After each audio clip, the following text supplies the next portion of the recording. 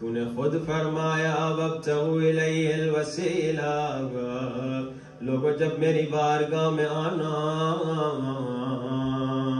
کوئی وسیلہ جو میں نے بنایا ہے تلاش کر کے آنا، اور ان وسیلوں میں جو سب سے تیزی اور سب سے جلدی ہمیں تجھ تک پہنچاتا ہے وہ مولا حسین ابن علی ہیں۔ حسین ابن علی ابن ابی طالب کا مہینہ آنے والا ہے۔ آج رحمت ایسی فقیری کرے، اے میرے اللہ تیرا شکریہ اب تک تو نے زندہ رکھا، کرم فرمانا حسین کے غم میں رونے کی اجازت بھی دے دینا۔ کتنے لوگ پچھلے سال محرم میں آپ کے ساتھ مگر اس سال قبروں میں ہیں، آپ کے دوست احباب رشتہ دار، کسی کی ماں، کسی کا باپ، کسی کا بھائی، کسی کا چچا، مسلسل پورا سال فاتحہ پڑھتے رہے، اس کا بھائی، اس کا چچا، اس کا کتنے لوگ یہ وہی تھے جو پچھلے سال مجلسوں میں اپنے جسم و بدن کے ساتھ آتے تھے، مگر اس سال شاید صرف ان کے روح کو آنے کی اجازت ملے، لیکن مجلس مولا میں آنے سے شاید محروم ہو گئے، ان کا دل تڑپ رہا ہوگا، کاش اس کا ہمیں نہیں معلوم کہ اس کا فائدہ کتنا ہے، ان کو معلوم ہے جو قبروں میں دفنے ہوئے، جو رو رہے ہوں گے کہ کاش یہ محرم بھی مل جاتا۔ دعا کریں میرے اللہ یہ محرم کے جو دن شروع ہونے والے ہیں یہ ہمیں نصیب فرمانا، اور کم سے کم عاشور تک اگر ہمارا وقت آ چکا ہے، جانے کا وقت ہے، عاشور تک رونے اور گریے اور ماتم کی اجازت دے دینا، اور دعا رحمت یہ مانگے اے میرے اللہ میرے مالک غم حسین میں رونے کی اجازت دینا۔ غم حسین مسلسل میں آپ کو پورا سال یہی کہتا آیا، لوگوں غم حسین میں آنسو بہاؤ، غم حسین میں تڑپ تڑپ کے رو، غم حسین میں بڑا گریہ کرو، شرمانا نہیں ہے، آنسو بہانا ہے۔ انشاءاللہ آج گفتگو مختصر ہوگی کہ کیوں آنسو نہیں بہہ پاتے، کیوں ہم رو نہیں پاتے، کوشش کریں ان چیزوں کو دور کریں۔ محرم وہ مظلوم مہینہ ہے، محرم وہ مظلوم ایونٹ ہے جس میں ہم لوگ تیاری بغیر انٹر ہو جاتے ہیں۔ آپ کسی عام انسان سے جب آپ ملنے جاتے ہیں، مثال کے طور پہ آپ گھر میں بیٹھے ہوئے ہیں اپنے گھر کے کپڑوں میں، دروازے پہ کوئی آ گیا تو اس سے ملنے کے لیے بھی پہلے آپ کچھ تیاری کر کے آئیں گے، بال بھی خراب ہو تو ہاتھ لگائیں گے، کم سے کم بالوں کی کنگھی کریں گے، یعنی کسی عام انسان کے سامنے بھی، کسی عام انسان سے ملنے کے لیے بھی جب ہم آتے ہیں تو کچھ نہ کچھ تیاری کر کے آتے ہیں، اور جتنا بڑا ہماری نظر میں کوئی انسان ہو، کسی بڑے انسان سے ملنے جائیں، کسی بڑے آفیسر سے ملنے جائیں تو اتنا ہم بن سن کے جاتے ہیں، اتنا تیار ہو کے جاتے ہیں۔ اچھا محرم کی ایک تیاری تو انفارچونیٹلی نظر آ رہی ہے کہ محرم سے پہلے جو ہیں وہ خواتین اپنے کالے کپڑے بنواتی ہیں، ٹھیک ہے نا، اور وہ بھی خاص ڈیزائننگ والے، یعنی اب تو ڈیزائنرز نے بھی یہ ایڈورٹائزمنٹ شروع کر دی ہے کہ آئیے محرم کے لیے کپڑے خرید لیجیے۔ اچھی بات ہے، ہم محرم میں کالے کپڑے پہنتے ہیں تو کوئی 6 مہینے پرانے کالے کپڑے وہ استعمال کر لیں، اگر ایک کے کپڑے نہیں وہ الگ بات ہے، اچانک سے اس کو لینے پڑ رہے، کپڑے سارے جل گئے، مجبوری ہے، پھٹ گئے، لیکن اب ایک فیشن بن چکا ہے کہ اس سال محرم میں نئے کالے کپڑے پہننے ہیں، نئی ڈیزائن والے، محرم میں کالے کپڑوں میں بھی شوشہ کرنا ہے، وہ تیاری تو ماشاءاللہ ہوتی ہے، ٹھیک ہے نا۔ امام بارگاہ میں ماشاءاللہ محرم سے پہلے کالا کپڑا لگ جاتا ہے، وہ تیاری تو ہوتی ہے، بلکہ عالم دین کے انتخاب کے لیے، نوخان کے انتخاب کے لیے پہلے سے پلاننگ ہو جاتی ہے، اتنی تیاری چلے جی ہو رہی ہے، لیکن اصل تیاری محرم یعنی مولا حسین سے ملاقات کا مہینہ۔ میں نے اور آپ نے مولا حسین سے ملنے کی ابھی کیا تیاری کی؟ ابھی میں نے مثال دی نا، ہم کسی عام انسان سے، بھائی ہمارا دروازے پہ کوئی آ جاتا ہے تو بھائی کم سے کم سر پہ ہاتھ تو لگاتے ہیں کہ بھائی اگر بال بکھرے ہوئے ہیں، ظاہر بات ہے گھر میں آدمی لیٹا ہوا ہے، کس سچویشن میں لیٹا ہوا ہے، ایک بال کو تو کنجی کرے گا نا، تو ایک عام انسان کے سامنے آنے کے لیے ہم اتنی بھی تیاری کرتے ہیں کہ میں میرے بال بکھرے ہوئے نظر نہ آئے، جو کہ ویری گڈ، بہت اچھی بات ہے. کسی سیٹ صاحب سے ملنے جاتے ہیں، بڑے آفیسر سے، جنرل کرنل سے، بادشاہ سے ملنے جاتے ہیں تو خاص تیار ہو کے جاتے ہیں. امام حسین سے ملنے آ رہے ہیں، کیا تیاری ہے؟ میں نے کیا تیاری کی، آپ نے کیا تیاری کی؟ جیسے میں نے کہا ماشاءاللہ امام بارگاہ سجایا، تیاری کی، مولوی کا انتخاب کیا، تیاری کی. مسلسل میں دیکھ رہا ہوں کتنا مومن ٹینشن میں ہوتے ہیں کہ بھائی یہ تیاری ہو جائے، لاؤڈ اسپیکر کو بنایا، اس کی تیاری ہوئی، مسلسل یہ ساری تیاریاں ہیں. ممبر کو کالا کیا آپ نے، یہ تیاری ہے. آپ نے کالے کپڑے لگائے، یہ تیاری ہے. ماشاءاللہ بہت اچھی بات ہے. وہ پہلی والی تیاری جو شوشا والے کالے کپڑے پہنتے ہیں، نئے نئے بناتے ہیں، وہ تو مناسب بات نہیں ہے. لیکن بہر کے یہ ساری دنیا داری والی تیاریاں تو چل رہی ہیں، لیکن خود مولا حسین سے ملاقات کی کیا تیاری ہے؟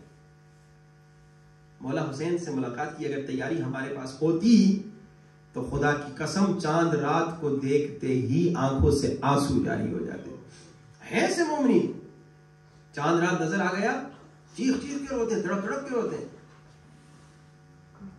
لیکن ہم تو عاشور کے دن تک بھی رونا نہیں آتا. جسے میں نے بتایا کہ ایک مومن بتا رہا تھا 10 سال سے گریہ نہیں ہوا مجھے.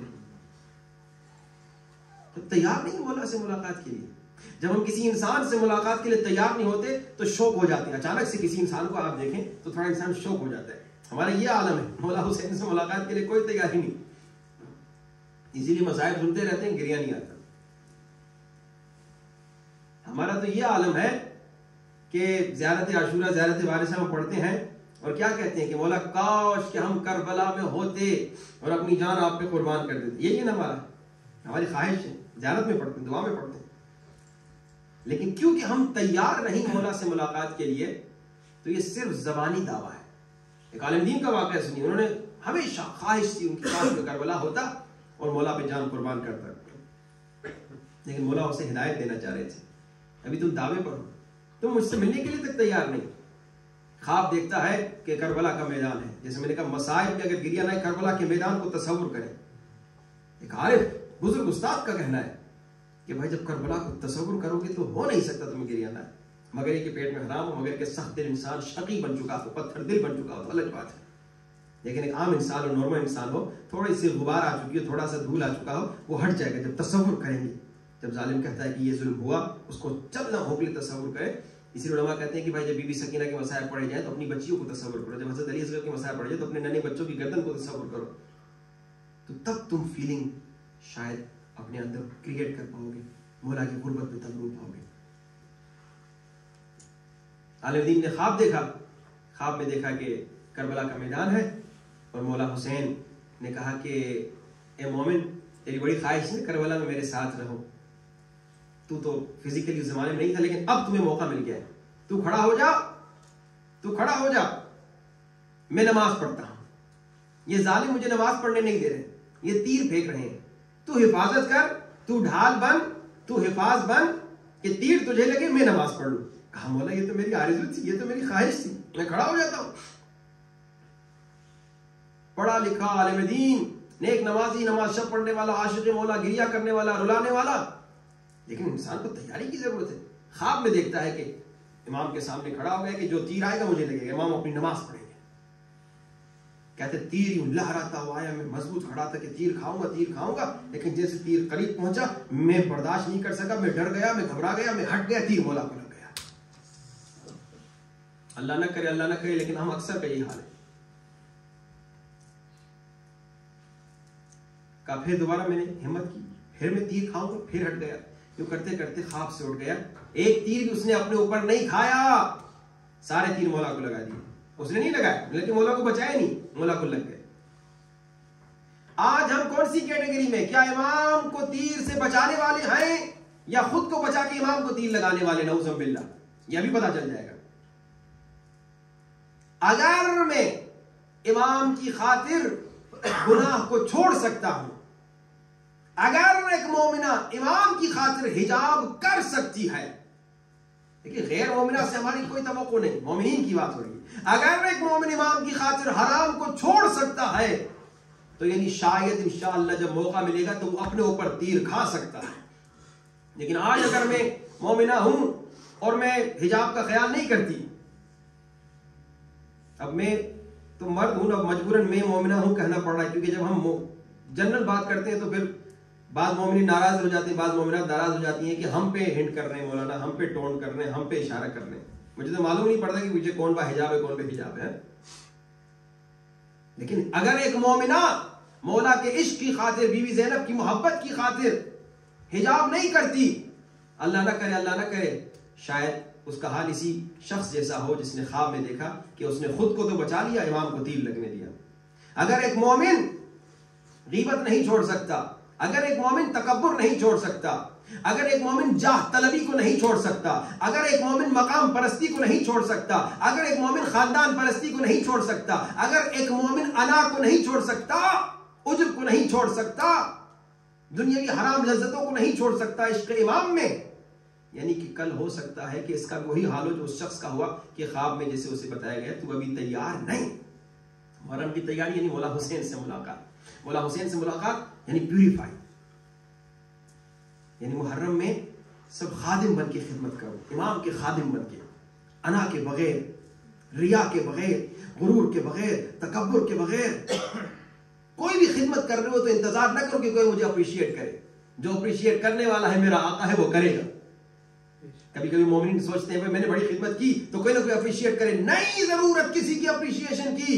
اپریشیٹ کرنے والے مولا حسین ہیں کہ ایک ذاکر، ایک زائر مولا حسین جب کربلا گیا تو مولا حسین نے اسے خواب میں اپنی زیارت نصیب کی، کہا کہ تمہارے شہر میں ایک مومن ہے، اسے جا کر میرا سلام دینا.